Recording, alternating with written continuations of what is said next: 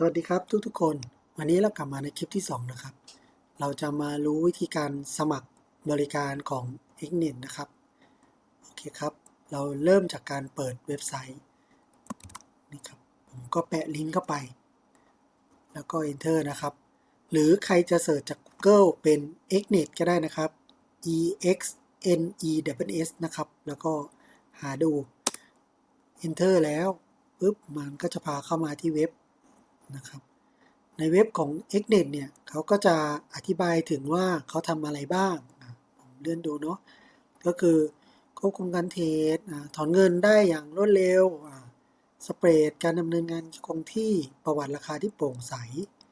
แล้วก็ด้านล่างนี่ก็จะบอกว่ามีคู่สกุลเงินไหนบ้างที่น่าสนใจนะครับแล้วก็มีประเภทบัญชีซึ่งจริงๆถ้าให้ผมแนะนำก็มีแค่2แบบก็คือ Standard กับ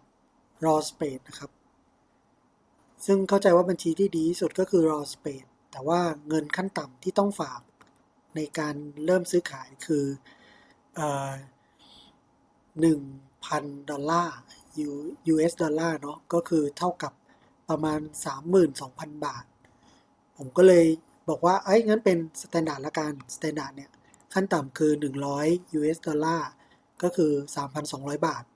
ก็สามารถเริ่มเทรดได้เลยครับ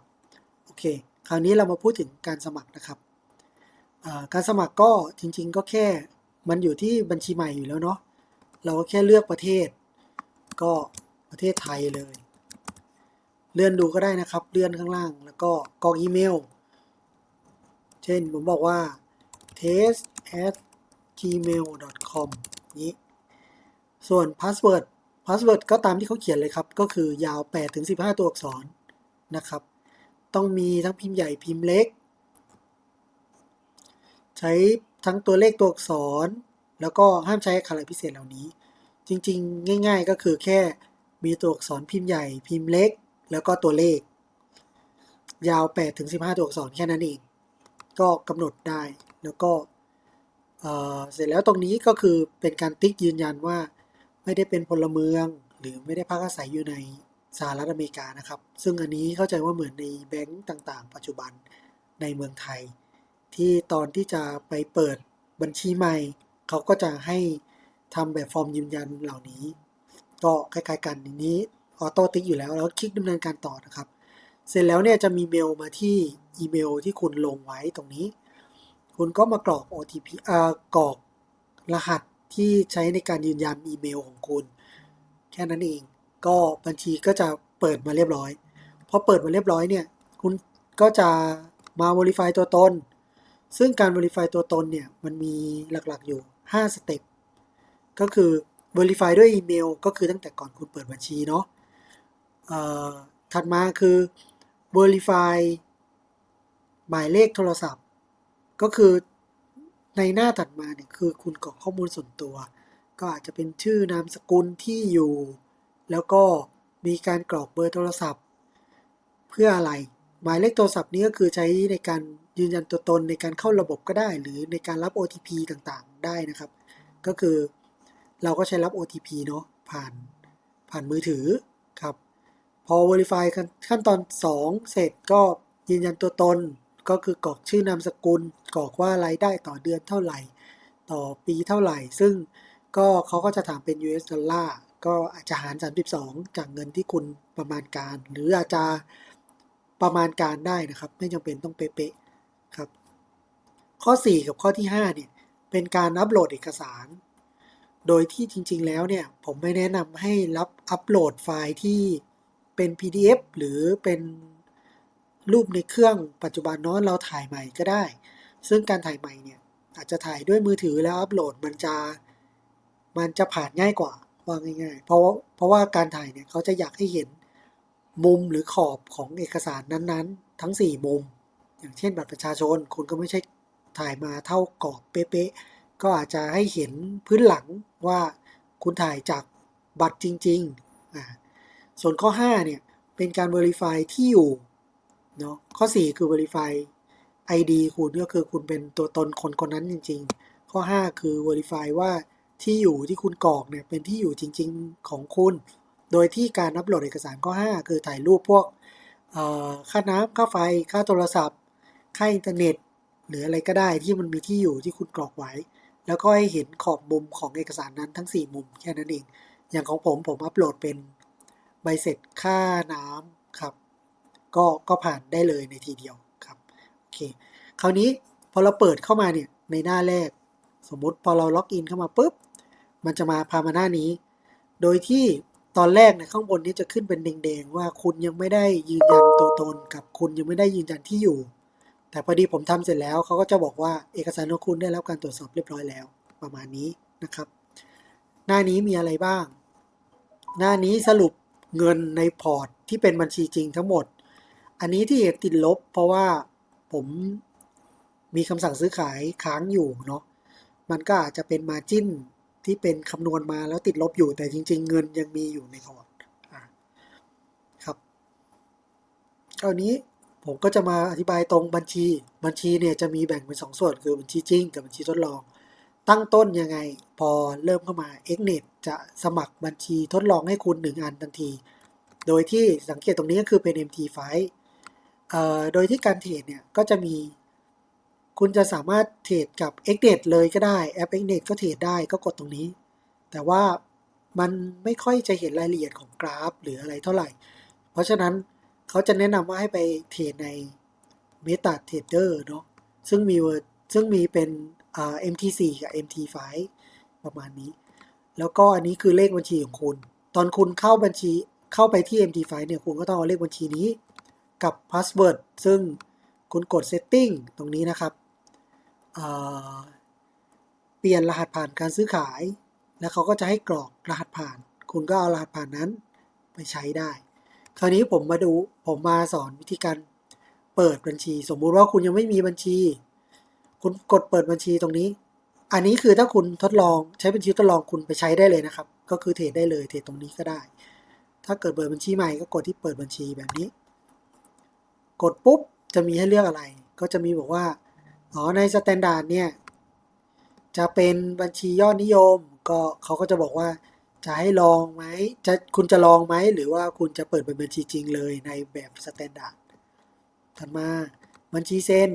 มีแค่เปิดจริงนะครับไม่สามารถที่จะทดลองได้รอสเปดคุณทดลองได้ก็คือตามนี้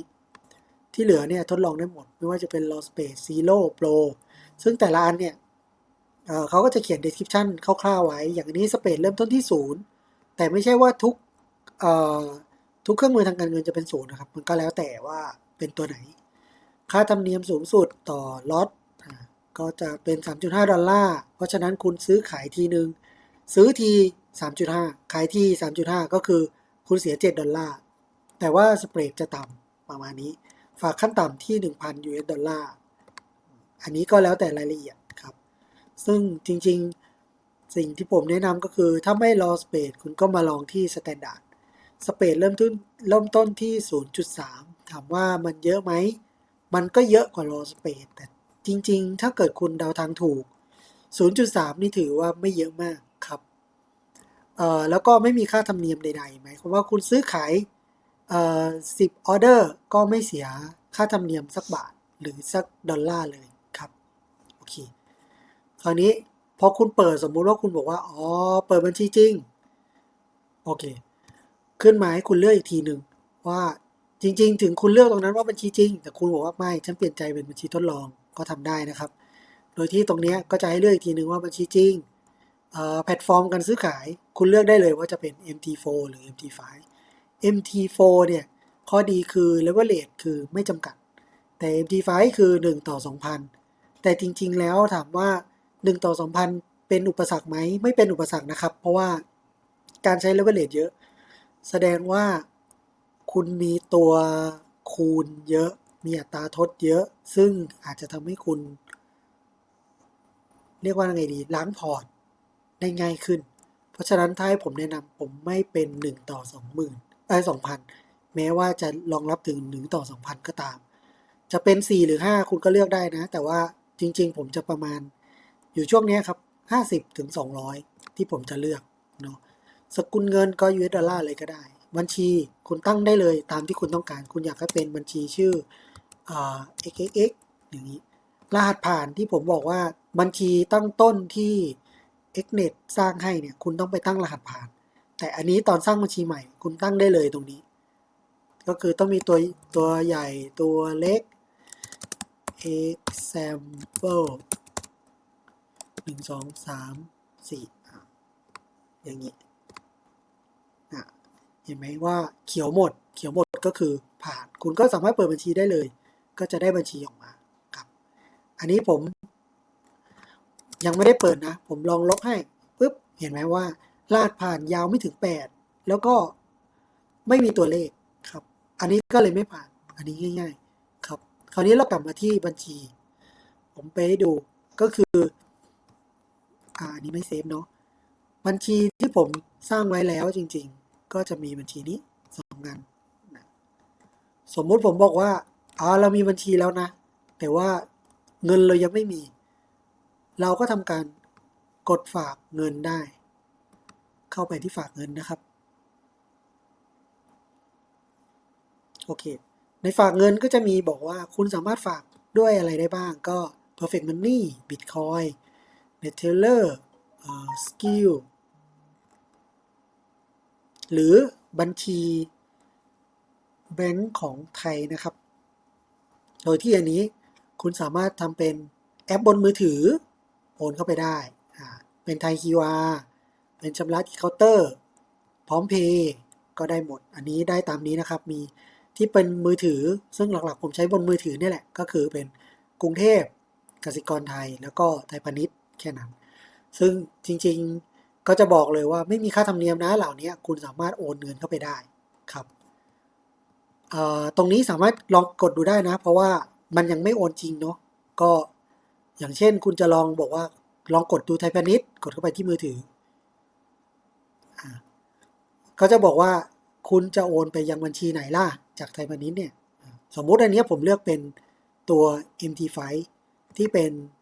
Standard พอดีของผมจะดูออกง่ายว่าผมเลือก MT5 คือ Standard แล้วก็ MT4 เป็น Law Space เพราะฉะนั้นเนี่ยเขาจะบอกว่า327 เหรียญ327 บาทก็คือ10 เหรียญคราวนี้เราจะมาดูว่าขั้นต่ำสมมุติผมบอกว่าเป็น MT4 ก็คือเป็นตัวLaw Space เห็นไหมว่ามันจะขึ้นมาเลยว่า 32,670 ไทยบาท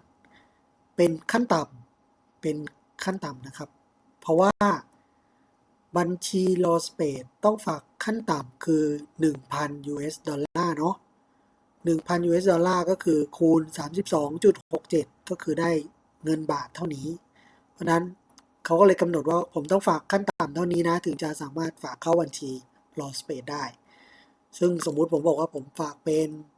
ผมไม่เอาเท่าเขาผมบอกว่าเอา35,000เลยละกันมันก็จะขึ้นมาเลยว่าพอเข้าไปบัญชีเนี่ยมันจะเป็น 1,071.35 US ดอลลาร์นะแบบนี้อันนี้คือเงินที่จะเข้าบัญชีจริงคือ 1,000 กว่า US ดอลลาร์แบบนี้คราวนี้ผมไปทำให้ดูจริงที่บัญชีอันนี้ดีกว่า Standard ครับซึ่งเขาบอกว่าฝากขั้นต่ำแค่327 บาทเองครับผมบอกว่าผมฝากเท่าไหร่ดี 3,270 ผมบอกว่าผมอยากจะฝากประมาณ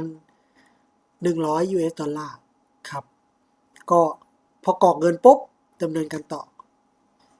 อันนี้ยังไม่ได้ฝากจริงนะครับเขาก็จะแค่คอนเฟิร์มว่าวิธีการคือใช้ SCB Mobile Banking นะจำนวนเงินเท่านี้ไม่มีค่าธรรมเนียมนะซึ่งอัตราแลกเปลี่ยนปัจจุบันจะได้เป็นอัตรานี้เข้าบัญชี Standard จำนวนเงินที่ฝากเท่านี้พอกดยืนยันเขาจะเจน QR Code ให้คุณสักครู่นะครับ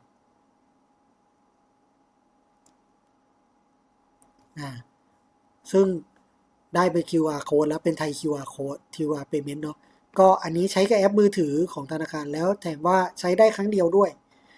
ยอดเงิน 3,270 บาทแล้วก็เวลาที่เจนออกมาก็คือเมื่อกี้นี้7นี่คือเป็นของ G เขาเรียกอะไรดีเวลา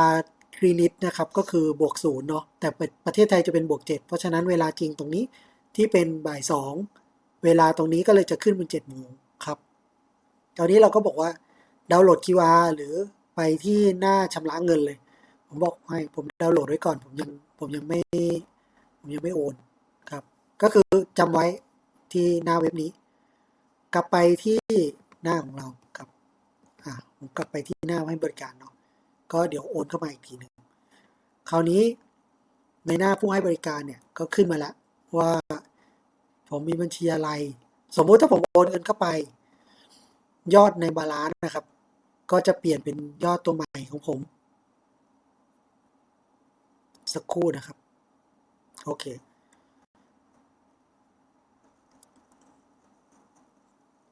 เขาก็จะบอกว่าเสร็จแล้วนะธุรกรรมคุณยังอยู่ในการดำเนินการคุณยังไม่ได้โอนเงินเข้ามาซึ่งผมก็โอเคผมยังไม่ได้โอนไงก็ถูกแล้วครับคราวนี้เขาก็จะมาว่าประวัติการดำเนินการก็คือผมเคยฝากเงินเข้าไปทีหนึ่งด้วย 99.86 US ดอลลาร์คือตอนนั้นเขากำหนดเนาะซึ่งก็คือบอกว่าเรียบร้อยอันนี้ช่างมันอันนี้เป็นสรุปเป็นประวัติการทำธุรกรรมอันนี้ถอนเงินสมมุติว่ากดถอนเงินเขาก็จะบอกว่าคุณจะเอายังไงล่ะจะถอนไปที่เน็ตเทเลอร์หรือไปที่แบงก์ออนไลน์ในประเทศไทยเราก็ปกติเนาะเราก็คงถอนไปที่แบงก์ออนไลน์ในประเทศไทยซึ่งพอกดมาปุ๊บก็เหมือนเดิมเขาก็จะบอกว่าจากบัญชีไหนล่ะซึ่งพอดีอีกบัญชีหนึ่งผมลงซื้อขายอยู่ก็เลยอาจจะไม่ได้นะครับเขาบอกว่าถอนกี่ US ดอลลาร์เขาก็จะแปลงเป็นไทยบาทให้ประมาณนี้แล้วกดดำเนินการเขาก็จะโอนเข้ามาครับอันนี้คือการฝากถอนเนาะคราวนี้มันก็จะมีหน้าพวกประวัติธุรกรรมก็คือเราฝากถอนเท่าไหร่อันนี้ช่างมันเรามาดูที่บทวิเคราะห์ก็จะมีมุมมองบทวิเคราะห์มีเบื้องต้นมาให้เราอ่านว่าตัวไหนยังไงเราฟิลเตอร์ได้นะครับก็คือบอกว่าเป็น USD กับ TRY มันมุมมองเขาคือจะขึ้นหรือจะลงอะไรอย่างนี้ก็อันนี้ก็สามารถมาดูกันได้หรือคัดลอกระบบคัดลอกการเทรดระบบคัดลอกการเทรดก็ตรงไปตรงมาตามความหมายเลยเนาะก็คือคุณเห็นคนที่เขาเล่นได้กำไรเยอะๆคุณบอกว่าขอลอกวิธีหน่อยขอลอกวิธีการเทรดของคนคนนั้นก็สามารถที่จะซื้อคุณต้องจ่ายตังค์นะครับอันนี้เหมือนบอกว่าพอเข้าไปปุ๊บเขาจะมี strategic ก็คือคุณสามารถเอาง่ายๆคุณสามารถมาสร้างกลยุทธ์ให้คนอื่นมาคัดลอกของคุณก็ได้อันนี้ก็คือเขาบอกวิธีการก็คือสร้างกลยุทธ์ดึงดูดให้คนอื่นมาดูว่าเอ้ยมันได้กำไรเยอะน้อยแล้วก็ให้คนมาคัดลอกแล้วคุณก็จะได้ค่าคอมมิชชั่นเป็นค่าตอบแทนครับอันนี้ก็หรือคุณจะบอกว่าเนี่ยไอ้คนเนี้ยไอคน1104อะไรตรงเนี้ยเขาได้คอมมิชชั่นเยอะแสดงว่ากลยุทธ์มันน่าสนใจหรือเปล่าเขาถึงได้คอมมิชชั่นเยอะขนาดนี้คุณก็ไปขอลอกเขาได้อันนี้ก็จะเหมือนกันอันนี้คือกลยุทธ์ที่สามารถคัดลอกได้กำไร133%คุณบอกเฮ้ยคุณอยากคัดลอกคุณกดเลยแล้วคุณก็ขอคัดลอกเขาก็เสียคอมมิชชั่นให้เขาประมาณนี้ครับระบบพาร์ทเนอร์ก็ง่ายๆคุณหาคนมาสมัครแล้วก็คนที่มาสมัครเล่นเขาเรียกอะไรซื้อขาย Forex เยอะแค่ไหนคุณก็อาจจะได้เป็นเงินคอมมิชชั่นเล็กๆน้อยๆแต่ว่าจริงๆต้องพูดง่ายๆว่าจริงๆกว่าคุณจะได้เนี่ยคนที่มาสมัครต่อจากคุณต้องเล่นกันแบบหลักล้าน US ดอลลาร์500 ล้านอะไรอย่างเงี้ยไม่ใช่ว่ามันจะมาเล่น1 คนเล่นแค่ประมาณ1,000 US ดอลลาร์แล้วคุณจะได้เงินไม่ใช่นะครับอันนี้บอกไว้ก่อนสรุปบัญชีก็ง่ายๆตรงๆเลยก็คือสรุปบัญชีที่อยู่ในมือนั่นแหละว่าที่เปิดอยู่แล้วก็ที่ปิดไปแล้วมีอะไรบ้างของแต่ละบัญชีคุณก็เลือกเอาว่าคุณสนใจบัญชีไหนครับโอเคเรามาพูดถึงการตั้งค่านะครับโอเคแท็บที่ชื่อตั้งค่าจะโชว์เป็นชื่อนามสกุลที่อยู่ของคุณแล้วก็เบอร์โทรที่คุณทำการยืนยัน OTP เรียบร้อยผมไม่โชว์ให้ดูนะครับเพราะเป็นข้อมูลของผมผมไม่อยากให้ดูคือระดับ swap fee ในตรงนี้ก็คือเขาจะบอกว่าตอนนี้คุณมีคะแนน swap fee อยู่ซึ่งตอนนี้ผมก็เป็นสีเขียวก็คือไม่ต้องเสียค่า swap เนาะ ซึ่งค่า swap คืออะไร เดี๋ยวเราไปดูตรงคำศัพท์กันว่ามันคืออะไรนะครับโอเคครับสุดท้ายนี้ก็ขอขอบคุณที่ติดตามในคลิปที่2นะครับเดี๋ยวคลิปหน้าเราจะมาพูดถึงพารามิเตอร์หรือคำศัพท์ต่างๆในการเทรด Forex นะครับขอบคุณที่ติดตามครับขอบคุณครับสวัสดีครับ